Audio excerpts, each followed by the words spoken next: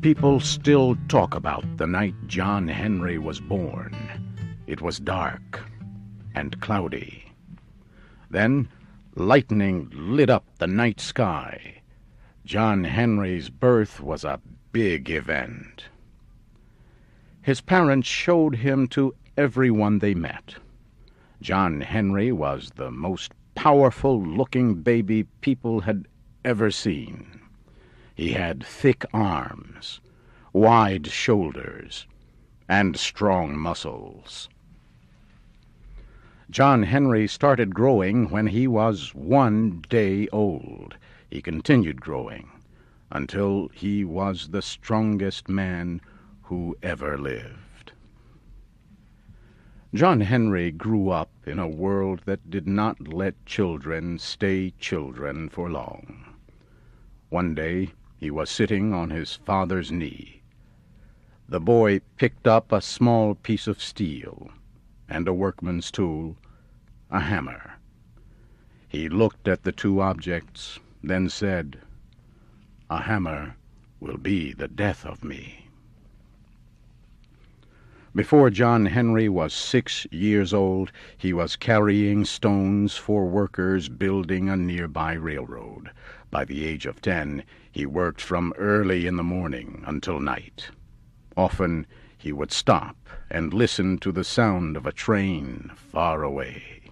He told his family, "I am going to be a steel driver someday."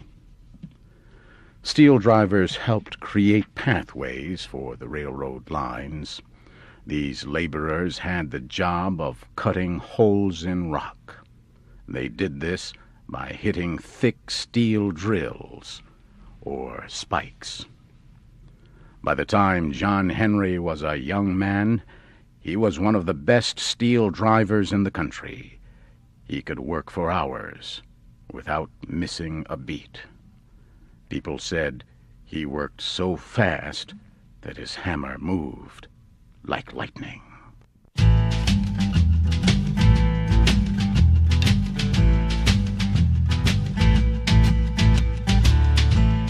John Henry was almost 2 meters tall. He weighed more than 90 kilograms. He had a beautiful, deep voice and played an instrument called a banjo. John Henry married another steel driver, a woman named Polly Ann. They had a son. John Henry went to work as a steel driver for the Chesapeake and Ohio Railroad, or C&O. The company asked him to lead workers on a project to extend the railroad into the Allegheny Mountains. The workers made good progress on the project until they started working near Big Bend Mountain in West Virginia. The company's owners said the mountain was too big to build a railroad around it, so the workers were told they had to force their drills through it. This meant creating a tunnel more than 1½ kilometers long. The project required about 1,000 laborers and lasted 3 years. Pay was low, and the work was difficult. The workers had to breathe thick black smoke and dust. Hundreds of men became sick. Many died. John Henry was the strongest and fastest man involved in the project. He used a hammer that weighed more than 6 kilograms. Some people say he was able to cut a path of 3 to 6 meters a day.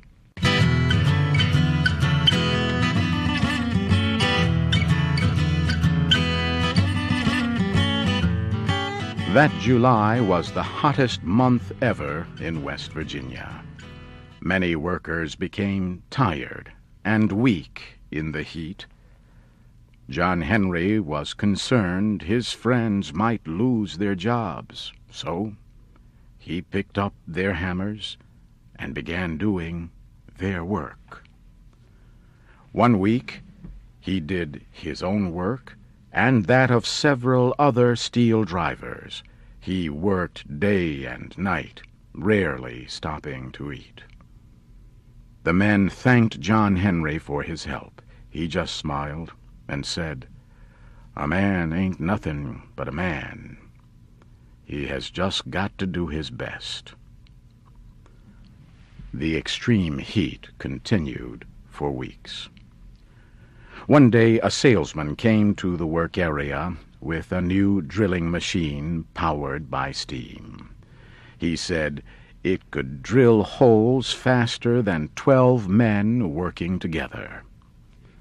The railroad company planned to buy the machine if it worked as well as the salesman said.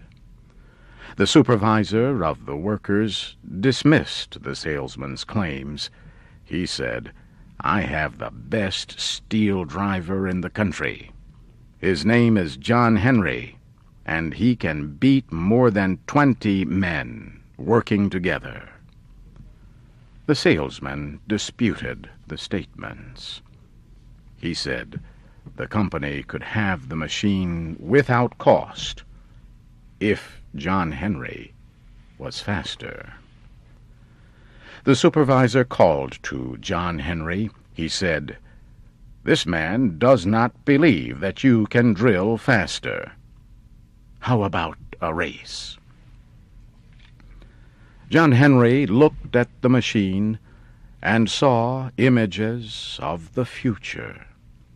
He saw machines taking the place of America's best laborers.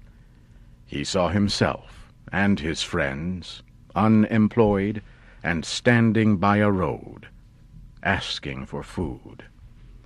He saw men losing their families and their rights as human beings. John Henry told the supervisor he would never let the machine take his job. His friends all cheered. However, John Henry's wife, Polly Ann, was not happy. "Competing against the machine will be the death of you," she said. "You have a wife and a child. If anything happens to you, we will not ever smile again." John Henry lifted his son into the air. He told his wife, "A man ain't nothing but a man. But a man always has to do his best. Tomorrow I will take my hammer and drive that steel faster than any machine."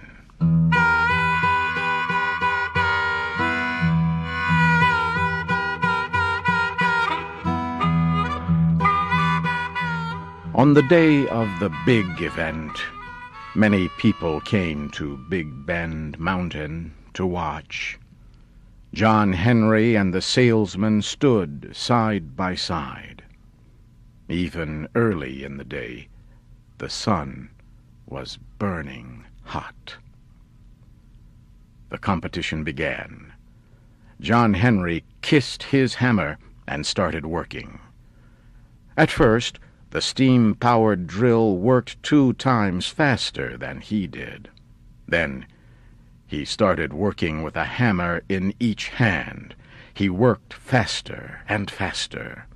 In the mountain, the heat and dust were so thick that most men would have had trouble breathing. The crowd shouted as clouds of dust came from inside the mountain. The salesman was afraid when he heard what sounded like the mountain breaking. However, it was only the sound of John Henry at work. Polly Ann and her son cheered when the machine was pulled from the tunnel. It had broken down. Polly Ann urged John Henry to come out, but he kept working, faster and faster. He dug deep into the darkness, hitting the steel so hard that his body began to fail him. He became weak, and his heart burst. John Henry fell to the ground. There was a terrible silence. Polly Ann did not move because she knew what happened. John Henry's blood spilled over the ground, but he still held one of the hammers. "I beat them," he said. His wife cried out, "Don't go, John Henry." "Bring me a cool drink of water," he said. Then he took his last breath. Friends carried his body from the mountain. They buried him near the house where he was born. Crowds went there after they heard about John Henry's death. Soon the steam drill and other machines replaced the steel drivers. Many laborers left their families looking for work.